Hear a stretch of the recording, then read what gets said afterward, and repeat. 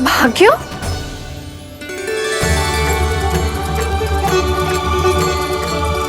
कान्हा? एक तो चोरी की और ऊपर से मूर्ख बना के भागो। ये ठीक ना है, मुझे यशोदा जीजी को बताना ही होगा, और वो भी इसके घर पहुंचने से पहले।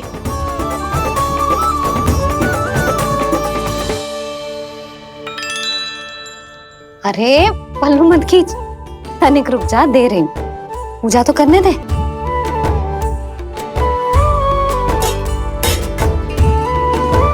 ले, अब जितना मन करे उतना प्रसाद खा।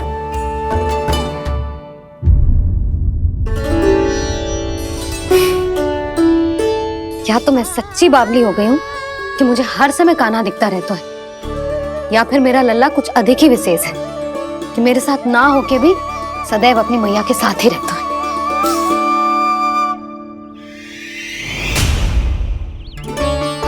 आज तो कैसे प्राण बचे, नारायण ही जानते हैं। मैं तो पाऊ को सिर पर लेके ऐसे सरपट भागो कि पूरे गोकुल में बड़ बोले। इस समय तो बड़ी बड़ी मत हाको, पर असली लाभ तो वानर महाराज ने उठाया है। पूरी की पूरी मटकी अकेले लेके निकल लिए। ये हमारी प्रतीक्षा कर रहा था ताकि हम माखन बांट सके। हमारे साथ ना दाऊ, उनके साथ।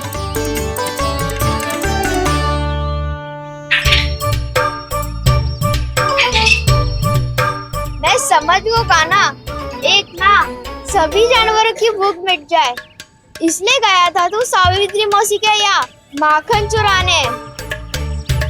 इससे पहले कि वो हमारे यहाँ पहुँच जाए, हमें घर पहुँचना होगा दाऊ, चाहे कछु हो जाए, पर देरी ना होनी चाहिए। इससे पहले कि बहुत समय बीत जाए, हमें ये समझना होगा कि लोभ आदमी की बुद्धि को भ्रष्ट कर दे, तो हमारे सोचने समझने की क्षमता को नष्ट कर दे। तो बहुत समय पहले की बात, एक साधु था, वो सुनसान घने जंगल में रहकर साधना करता था। ब्रह्म ज्ञान को प्राप्त करने ही वाला था कि अचानक से एक दिन उसे एक सुनहरी बिल्ली दिखाई थी।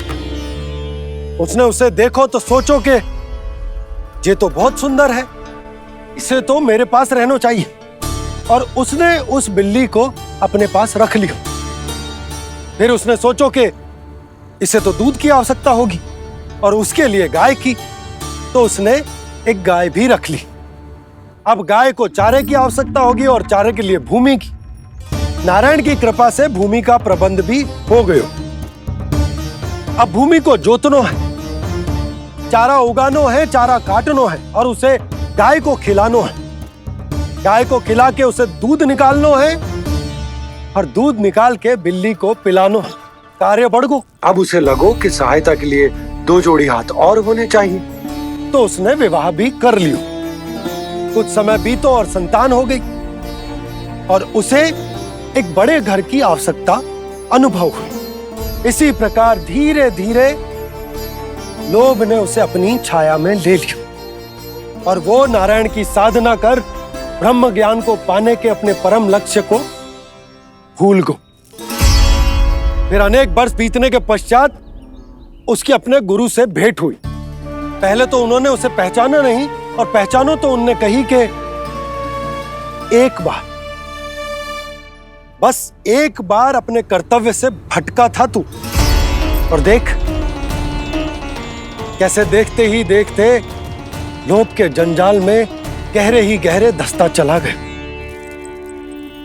सोचो, कहीं उस व्यापारी को धन के लोभ में अपना वचन देकर आप सब भी जे ही भूल तो ना करने जा रहे। परिवार, घर द्वार, भोजन, सुख शांति, जीने के लिए आवश्यक जिस सब कुछ तो है आपके पास। इसीलिए मुझे चिंता हो रही कि जिस प्रकार उस साधु ने ब्रह्म ज्ञान प्राप्ति का अवसर गवा दिया था, आप सब भी इस लोभ में आकर अपना सुख चैन ना गवा दो।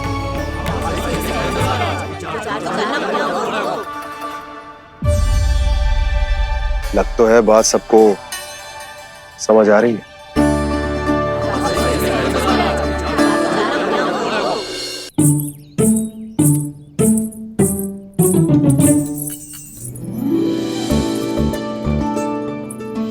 भाभी आसानी से ना मिलने देंगी कान्हा से, पर उसे देखे बिना रहा भी तो ना जा रहे हो मुझसे। कहाँ है वो? मुझ पे बहुत क्रोध है उन्हें। इतने शीघ्र शांत ना होगा, उन्हें मनाना तो पड़ेगा ताकि मैं नंद भवन में फिर से बिना किसी रोक टोक के आ जा सकूं। पर क्या बोलूं, कैसे मनाऊं उन्हें?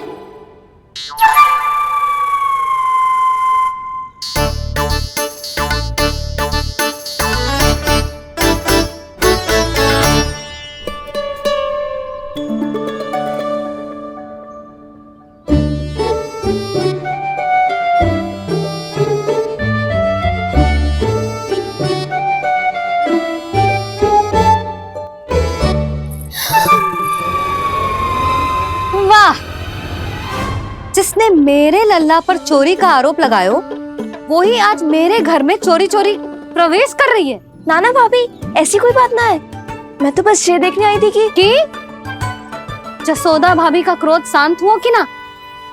सुन ले जानकी, मेरा क्रोध उसी दिन शांत होगा जिस दिन तू सारी गोपियों के सामने मेरे कान्हा पर लगाया आरोप वापस लेगी। चोरी करेगा तो आरोप ही लगेगा ना जीजी। फिर से आरोप? सावित्री, तू भी?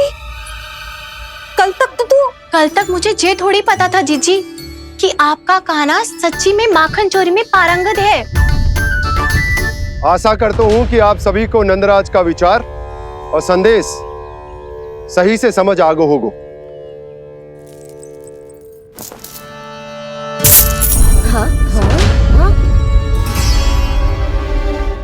सिक्कों की खनक बता रही है कि पोटली कितनी भारी है। एक ही दिन में कितनी वजन पा गई जे। हमें भी इससे अधिक धन अर्जित करना होगा, तभी तो हम अपने उज्जवल का भविष्य उज्जवल कर पाएंगे। पहली बार कछु बुद्धि की बात की है तूने। नंदराज, हमारे मन में आपका बहुत सम्मान है, पर हम जो करना चाह रहे हैं वो लोभ ना है, वो तो विकास है। हाँ नंदराज, हम अपना और अपने संतानों का भला बुरा सोचे बिना कब तक अपना जीवन इस प्रकार जीते रहेंगे? फिर पिछले 4 वर्षों से हमने आपको कर भी तो ना दियो है। मुझे तो लगता है कि नंदराज की बातों पर शांति से सोच विचार के बाद ही कुछ निर्णय लेना चाहिए। ऐसा मौका बार बार ना आता। नहीं, हमें सोच विचार कर निर्णय लेना है सबने।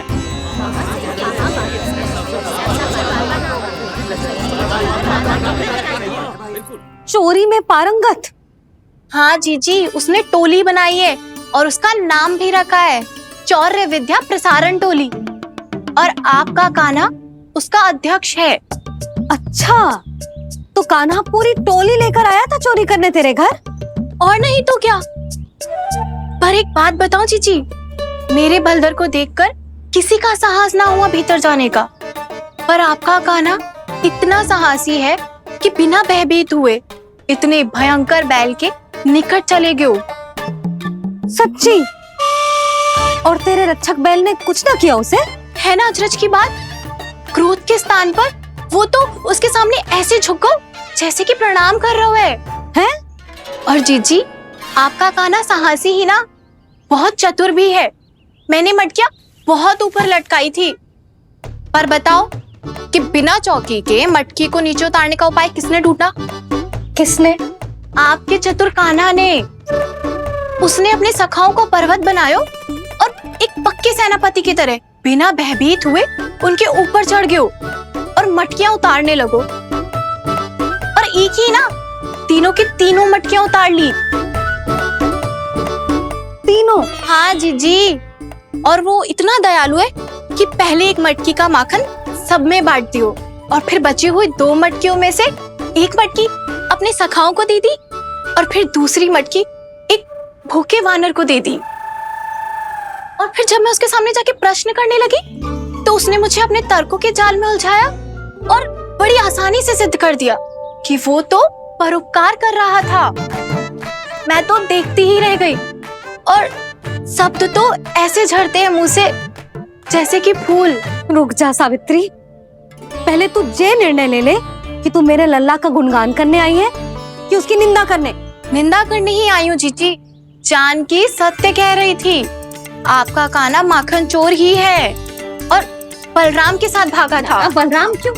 वो तो साक्षात गरुड़ देव की पीठ पे बैठ के उड़ के आयो है, तभी तो तुझसे बहुत पहले आके यहाँ बैठ गओ ना। आ देख ले, आ जा। देखो कैसे बैठ के सब पहरा दे रहे हैं कि कोई पंछी अनाज ना चुगले, और तुम दोनों व्यर्थ में इन सब पर दोष लगा रही हो। कान्हा के निकट जाने का प्रयास भी मत ही करना। पहले मेरे लल्ला पर आरोप लगाती हो, फिर उससे मिलना भी चाहती हो।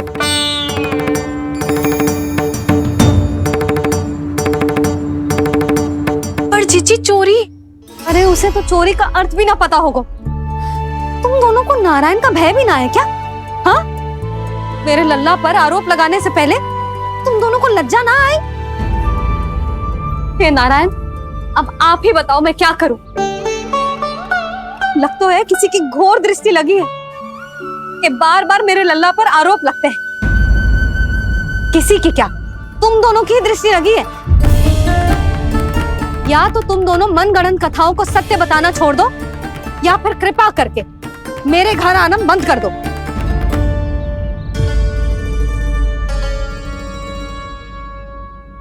अब दोनों मुंह क्या ताक रही हो? हाँ, जाओ यहां से। और तुम दोनों नंद जी की सभा में क्यों ना गई? हाँ,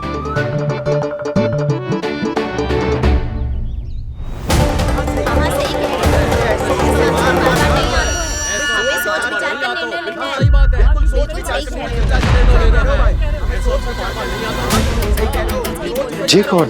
पहले तो कभी ना देखो इसे।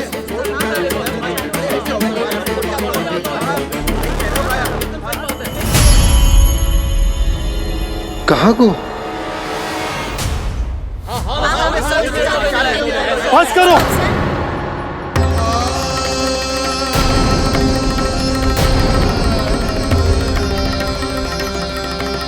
मेरी आंखों के सामने मैं गोकुल में इस तरह फूट पड़ते ना देख सकता। राजा हूं मैं, परंतु आज तक मैंने कोई भी निर्णय आप सब पर ना थोपो और ना ही आज थोपूंगा। मुझे पता है आप सबके पास कल सूर्यास्त तक को समय, इसीलिए मेरी विनती है कि आप घर जाकर रात्रि को इस बात पर पुनः विचार अवश्य कीजिएगा। सोचिएगा कि कोई भी व्यापारी अविश्वसनीय रूप से सस्ता क्रय विक्रय क्यों करेगा जब तक कि उसका कोई छुपा हुआ लाभ ना हो। हमें सोचना होगा कि कहीं हम उसके बिछाए जाल में फंस तो ना रहे।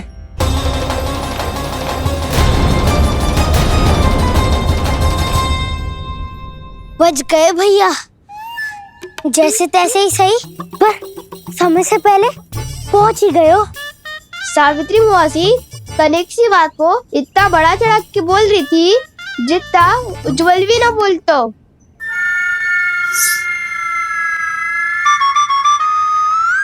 वैसे आनंद तो बहुत आयो, सच्ची। हाँ, बेहतर लगा तो माखन भी तो मिला और परोपकार भी होगा। बता कान्हा, और किसके घर जाना है अब? आज ही तो हमें शिक्षा मिली है, इतनी शीघ्र भूल गए तुम सब। लोग के चक्कर में पड़ोगे तो फंसोगे। लोग के चक्कर में पड़ोगे तो फंसोगे।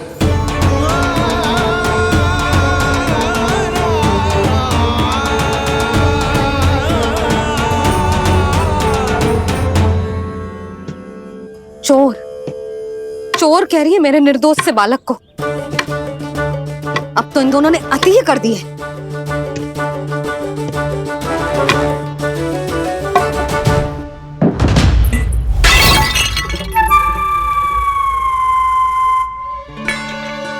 से भी अभी फूटना था, वैसे ही मैं इतनी चिंतित हूँ।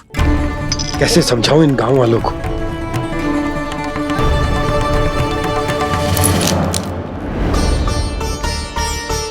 कोई समझने को तैयार ही ना है।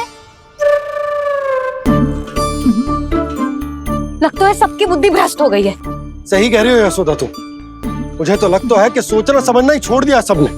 अनेकों तर्क देके समझा दियो, सिद्ध कर दियो, पर इनकी मोटी बुद्धि में कछु आतो ही ना है।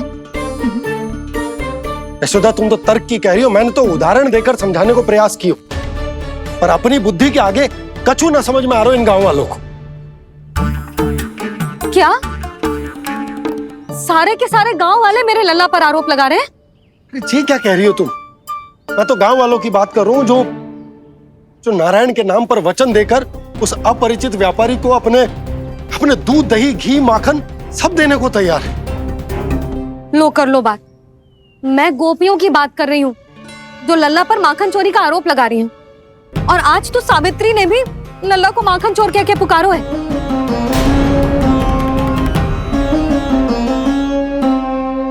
सावधान यशोदा, कहीं बड़ा होकर माखन चोर ना बन जाइए। अच्छा, ये सब आप छोड़ो, स्त्रियों की बात है, मैं संभाल लूंगी। आप ये बताओ सभा में क्या हुआ? गोकुल में फूट पड़ गई यशोदा, लोभ की फूट।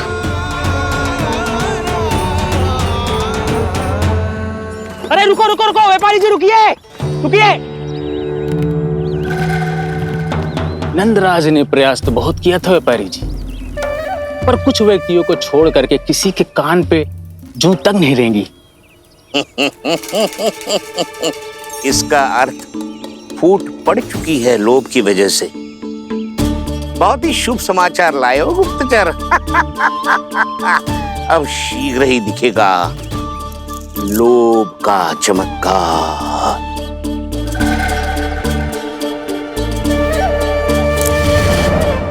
लोभ से बचने को जो पाठ हम कान्हा को पढ़ा रहे थे ना, आज वही पाठ मैं इन गांव वालों को समझाने में असमर्थ रहा। आप चिंता मत करो जी, धीरे धीरे सब ठीक हो जाएगा। तब तक बहुत देर हो जाएगी यशोदा। ये गोकुलवासी मेरे अपने, उन्हें अपनी आंखों के सामने मैं भूल करते ना देख सकता। वो सुलक्षणा, वो उस व्यापारी के प्रभाव में आ गए, और शंकरी मौसी और सुमति भी सुलक्षणा के मार्ग पर ही चल रही। कान खोल के सुन ले बहू, आज से घर में दूध पीनो बंद, दही खानो बंद, और माखन तो बिल्कुल न खानो। पर मैया, पर किंतु परंतु कुछ ना सुननो मुझे। सुलक्षणा की जैसे धनवान बननो है कि ना?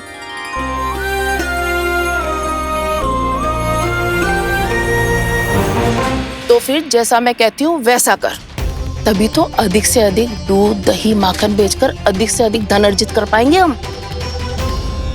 सुलक्षणा को उस व्यापारी की तरह धनवान बनना है और शंकरी मौसी को सुलक्षणा की तरह। ऐसे तो पूरा गांव ही लोभ में पड़कर कल उस व्यापारी के पास पहुंच जाएगा। अब तो फिर स्त्रियों को मुझे अपने ढंग से समझाना पड़ेगा। अब गोकुल वासियों को चाहे कोई भी कितना भी समझा ले, बुझा ले, ज्ञान बांटे, उन्हें केवल एक ही भाषा समझ में आएगी, लोभ की भाषा।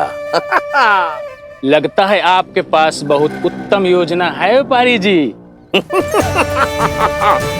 सब झटक लूंगा।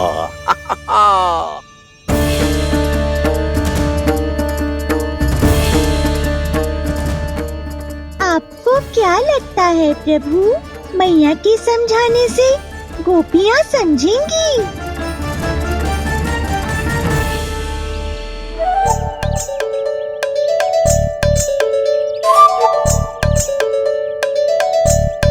कान्हा, और कितनी प्रतीक्षा करवाएगो? अब बता भी दे, माखन चुराने किसके घर जाना है? इतना आसान ना है निर्णय करना, समय लगता है, सोच विचार करना पड़ता है। पर ये निर्णय किया कैसे जाए पता है मुझे। लगता है ये निर्णय करना पड़ेगा कि बजना कैसे है?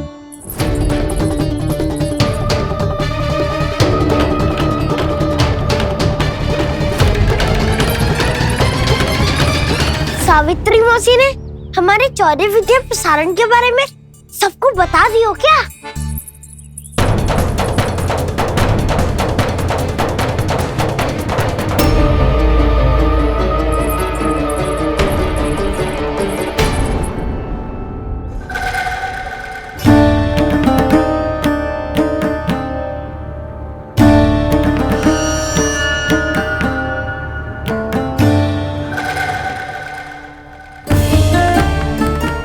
शीघ्र आओ, छोटी माँ बुला रही है।